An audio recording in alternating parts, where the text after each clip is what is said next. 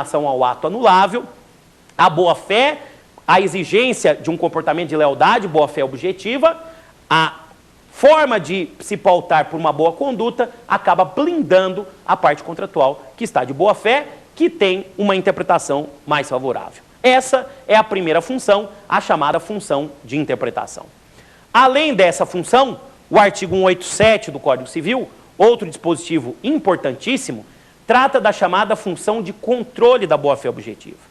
Porque aquele que viola a boa-fé objetiva comete abuso de direito, que é uma nova modalidade de ilícito prevista nesse dispositivo, o artigo 187.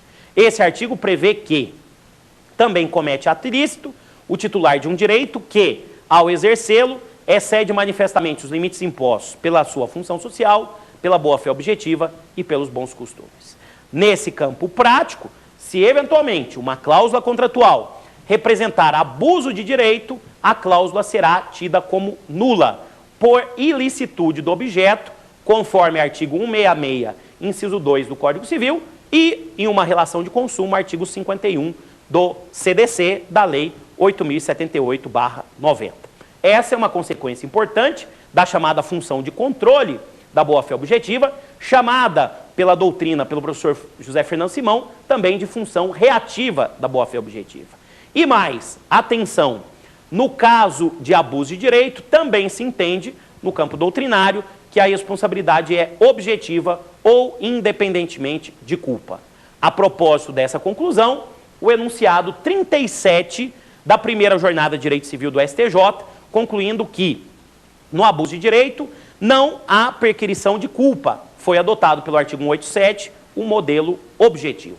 A confrontação que farei é necessária. Afinal de contas, o artigo 186, quando trata do chamado ilícito puro, consagrou um modelo subjetivo, culposo, de responsabilidade. Por outra via, no artigo 187, no abuso de direito, nós temos o modelo objetivo de responsabilidade, que independe de culpa. A última função da boa-fé objetiva é a chamada função de integração, retirada do artigo 422 do Código Civil. Atenção para a leitura desse artigo e de complementações feitas pela doutrina e pela jurisprudência.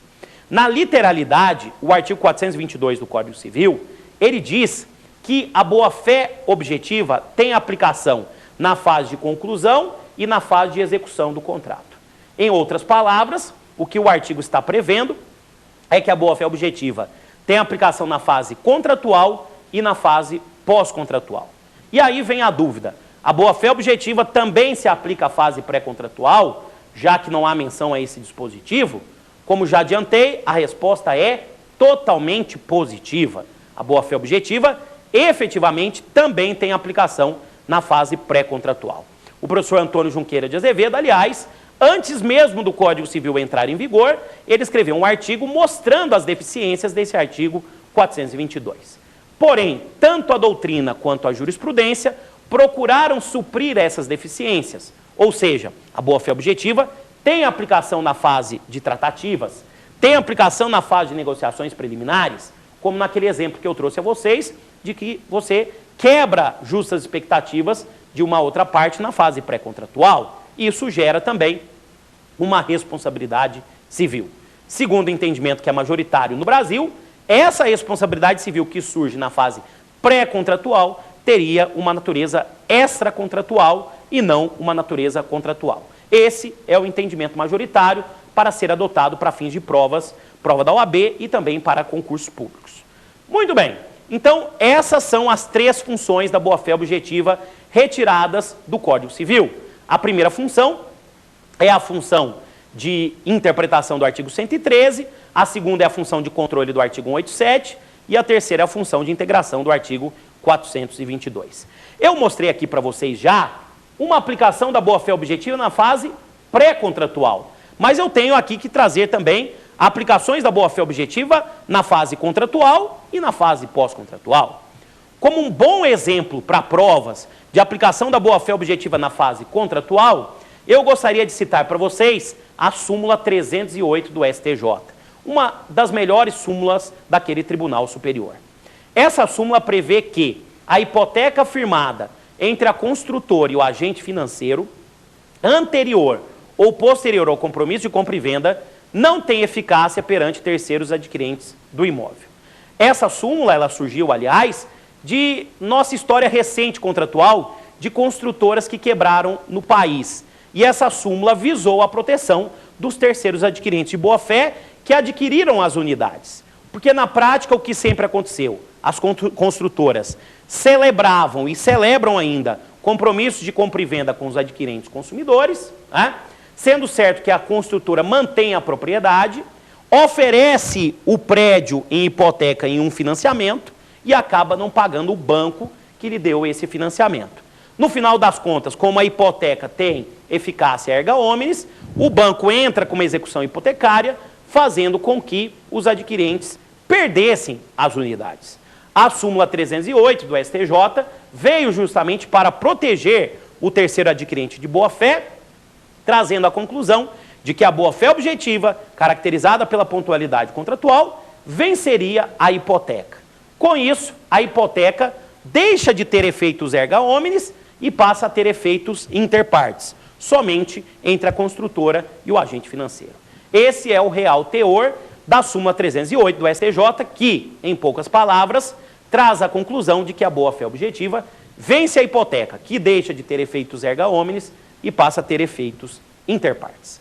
Bom, vamos agora a um exemplo de aplicação da boa-fé objetiva na fase pós-contratual, para concretizar o que eu mostrei aqui de aplicação da boa-fé em todas as fases. Imaginem uma hipótese em que o devedor paga a dívida ou faz um acordo com o credor, que havia inscrito o seu nome em cadastro de inadimplentes. O que entende a jurisprudência, notadamente do STJ? Que, após o acordo ou pagamento da dívida, a dívida já extinta, o credor tem o dever de retirar o nome do devedor de cadastro. Afinal de contas, foi ele quem fez a inscrição. Se assim não o faz, o credor age em desrespeito à boa-fé. O credor, que não retira o nome do devedor de cadastro, viola, nesse caso, a boa-fé objetiva na fase pós-contratual e terá uma responsabilidade pós-contratual ou pós-pactum finitum pela quebra da boa-fé objetiva. Vejam quantas aplicações nós temos a respeito desse importante princípio, que é o princípio da boa-fé objetiva. E, aliás, os senhores devem tomar cuidado com os chamados conceitos parcelares da boa-fé objetiva, que são conceitos que vieram do direito comparado com grande aplicação no Brasil.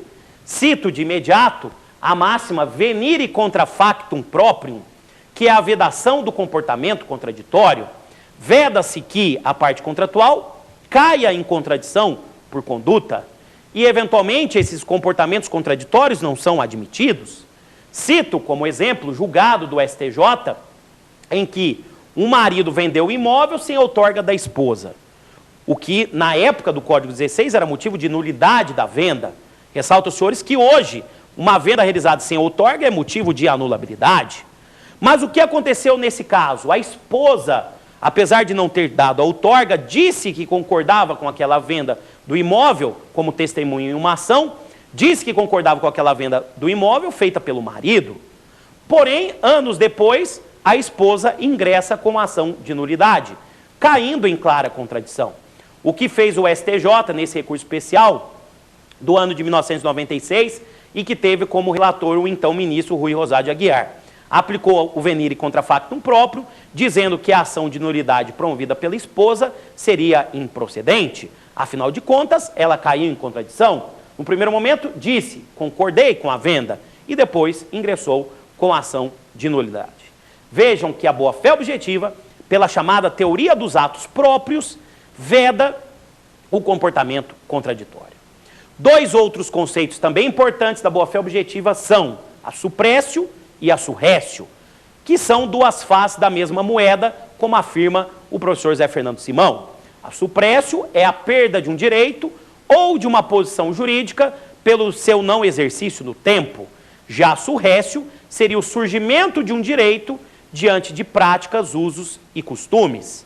Tanto a suprécio, perda de um direito, quanto a surrécio, surgimento de um direito, decorrem da boa-fé objetiva e podem ser retirados do artigo 330 do Código Civil. De acordo com esse dispositivo, o pagamento reiteradamente feito em outro local faz